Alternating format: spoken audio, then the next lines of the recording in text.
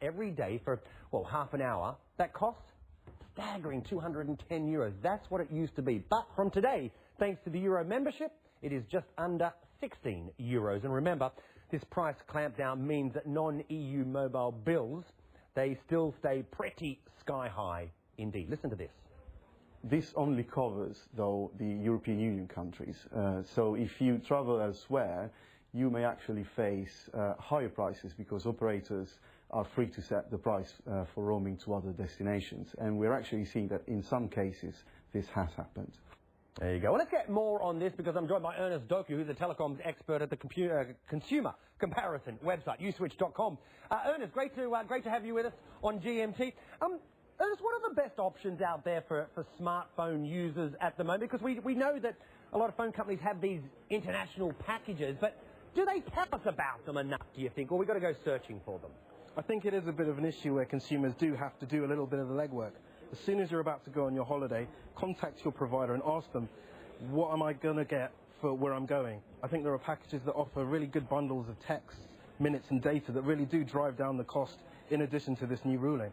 Okay, and I want to talk about outside the EU in a moment, but let's talk about inside the EU. And I guess it is fair to say that the European regulators have done a pretty good job. I mean, a drop of roughly 80% in the past 6 or 7 years. One can only imagine with this decision and this cut that comes in force today, consumers in the EU will see their prices drop if they're travelling. No, it's certainly great news. I think with regards to calls and texts, the prices have gone down between 17 and 11% respectively. But I think it's data, smartphone data, as you say, surfing the web, checking emails, even looking at maps. The prices have come down by about 36%. That's 90% since 2007. So they've really done great work in that regard. And I think it's a real boon for consumers. I guess here's the thing. We as consumers, we love this. Of course, if we do travel and use our phone, surely the phone companies don't like that. I mean, that's a big drop in revenue for them. Do they make it up other ways? Do they try to, I guess, sting us in other areas?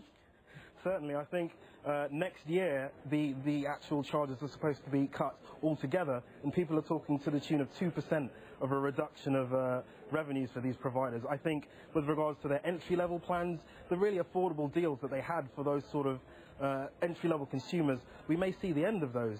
The providers are certainly going to try and recoup these quite significant, in some cases, losses in other regards.